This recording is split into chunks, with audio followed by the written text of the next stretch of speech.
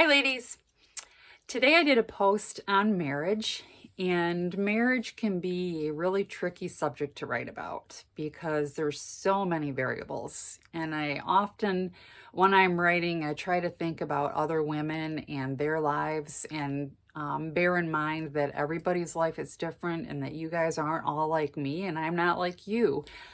So I just want you to know that when I wrote about it, it was from my own perspective of my married life with my husband, and I understand that your life might be completely different. But I hope that my words might have encouraged you in some way in your marriage. It was a little bit hard to write because, and it's hard to talk about even because it's not like I'm an expert on marriage. I'm definitely not. I have my issues. This week I had a ladies' Bible study and we were talking about self-control. And one of the areas that I have issues with is kind of losing it with my husband. It's so crazy that when I'm going through stressful times, I can just like keep it all in and I can pretend that I'm happy, wonderful Charisse around the rest of the world. I can go to church, and I'm this quiet, introverted, sweet pastor's wife, even though inside I might be boiling. And it's sad almost that, stress can build up in my life and then I will come home and I'll take it all out on my husband, the person that I'm supposed to love the most. And so I definitely have issues, but I did feel like God was really talking to my heart this week about marriage. And I just wanted to encourage you guys in your own marriages as well. Some things that he brought out to me. I talk a little bit about this shelf that I have in my house. And if you go back to the first video that I ever did, you might see it in the video there. But Mike built me this shelf that I have hanging on the ceiling in my main room. And that was one of the first things that I asked him to make for me when I started decorating in the Pilgrim era. I wanted a shelf like that because I saw one in pictures of Plymouth Plantation. And so Mike's really good about me showing him a picture of something and then him creating it for me. And so he did. And it's been hanging there ever since. And it was one of those things at the time where it was just so awesome to me. And I thought, now my house really looks like a pilgrim house. And it's kind of funny when you think about it. And now I'm just so used to it, it's always there. And the funny thing is that when people will come into my home, that's always one of the first things they ask about. What is that shelf used for? And it just cracks me up. Of all the other things in the room that they could ask about, it's always that shelf. But it got me thinking about how things in our life can be kind of faded into the background and we forget about them. They're not as important anymore. And it made me think about my marriage and my husband. And as I was writing, I thought back about our wedding day and just how special it was. And I thought about when we were dating and just, those feelings and emotions and love of your first love, your marriage, your wedding day, and how wonderful it all is. But then the minute after you're married, life continues on. And things start happening and life starts changing. And how often in our marriages, we can let other things become more important to us. And we can put a lot of time and effort and passion into other things. And then our husband just kind of gets pushed to the background. I think this is the case, especially with our children.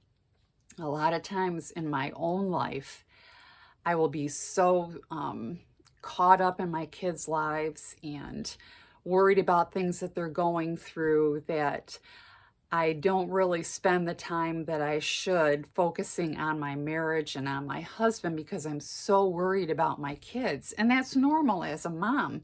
But sometimes we as moms need to be careful that our whole focus isn't on just our children because our marriage is incredibly important in the eyes of God. And I really do believe that aside from our relationship with God, our marriage is the most important relationship. And that should always be our number one. So we should never let things come before our husband. We shouldn't let things take the place. We shouldn't put all our passions into other things, even like hobbies, and not put as much effort into our marriage. And so today I just want to encourage you guys to think about your own marriage and think about the ways that you might be able to bring the passion back to your marriage. And some things that I would like you to ask yourself, these are things that I've asked myself too, are number one, are you praying for your marriage?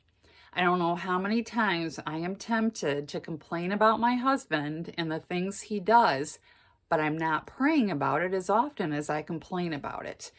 And I'll tell you, sometimes I can feel like he is just driving me insane.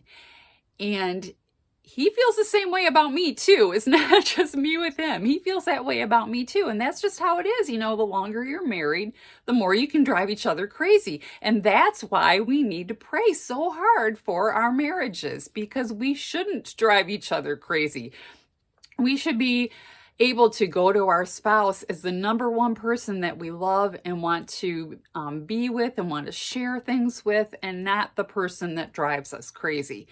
And what's funny is so often other women might look at your relationship with your husband and think, oh, you have such a great marriage. And I mean, people have told me that before. Oh, you guys have such a great marriage. And in my head, I'm thinking, if you only knew, if you knew the things he does that drive me crazy. But you know what, ladies, and I understand there are some marriages where, things are going on and you need help in that relationship. But right now I'm talking about just the little things like making a mess in the kitchen, or walking through the house with your shoes on, or him leaving laundry, whatever the little issue might be is what I'm talking about here. And you know what? We shouldn't let those things bother us. And if we're tempted to think in our head, if you only knew, maybe we are just forgetting what a great husband we do have, because we're nitpicking all the little things and not remembering all the great things that he does. So the first thing is pray. Pray for your marriage. And you know what? That is my advice in everything in life. Before you do anything, as soon as an issue comes about, you need to go to God about it. You need to pray and ask God for help with it. And you know what? Even if you feel like you have the best marriage in the world, I still think it's so important to pray daily, because I guarantee you, if you feel like you have a great marriage, the devil doesn't want you to have a great marriage, and he's going to do everything to make sure that you don't. And pretty soon things are going to start driving you crazy, just like they drive me crazy. And so that's why it's so important to cover your marriage in prayer. The second thing that I want to encourage you ladies about is to notice the good things that your husband does, and don't just nitpick on the things that he's doing wrong.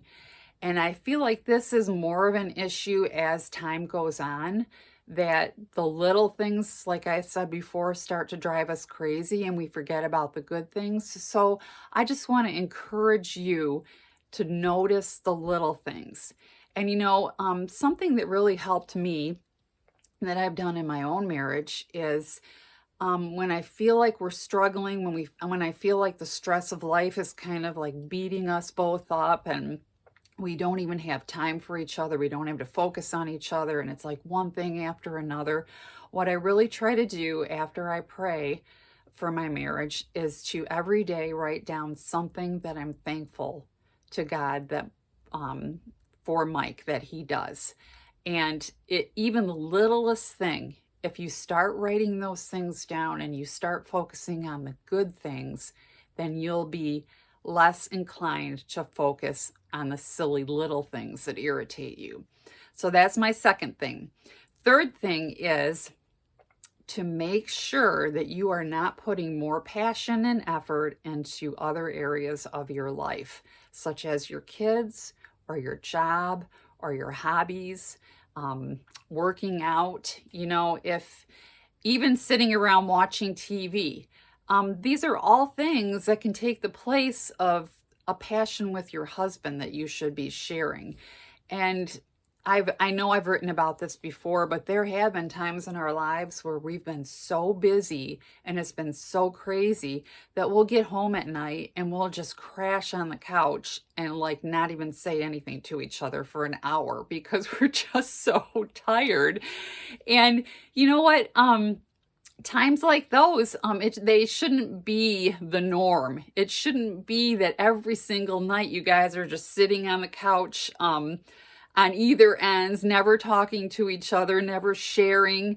Make it a point to share with each other. Make it a point to talk to each other. Put down your phones, shut off the TV, whatever you have to do. Make it a point to put the passion back in by sharing your day with your spouse. Don't put more passion into the rest of the things of your life and then, oh, I got a little bit left. Well, I'll ask my husband how his day was. He should be the first thing that gets our priority, and everything else should, besides God, and then everything else should come after that. So that was my third thing. And then my fourth thing was just to ask yourself, and I really want you to think about it. Ask yourself, am I loving the process of loving on my husband? Because if you aren't, then you for sure need to go back to that number one and start praying about it. You know, nowadays it's so easy to be like, well, I just fell out of love. That's it. We're calling it quits. And you know what, you guys, you don't have to call it quits.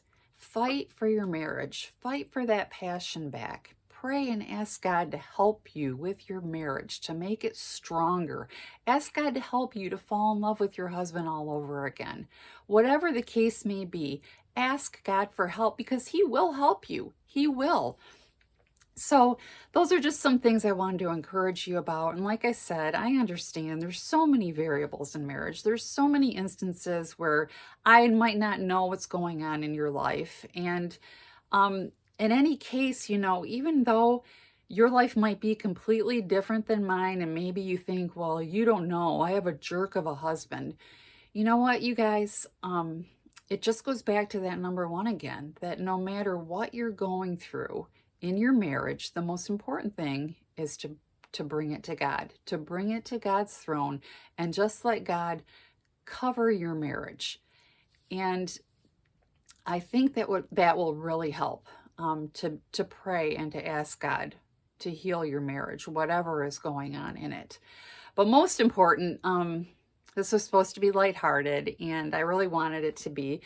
So most important, just ask God to help you to get that passion back and to fall in love with your husband again, because that's so important. It really is. And so, like I said, I'm going to love the process. I'm going to ask God to help me to love the process of loving on my husband.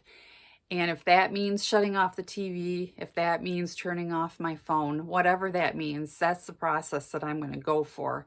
And I just wanted to encourage you guys to do the same thing. Just stop what you're doing today, maybe tonight, just turn off the phone or the TV and just look over at your husband and say, hey, I love you.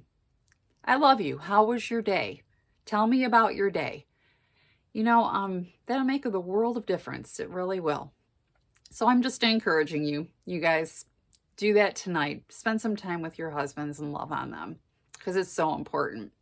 I'm so thankful for you guys. I'm thankful that you are here listening to my video and listening to me blab on and on about things. But these are really things that God places on my heart and encourages me to work on. And so I feel like I just want to share those with you. So I appreciate you guys.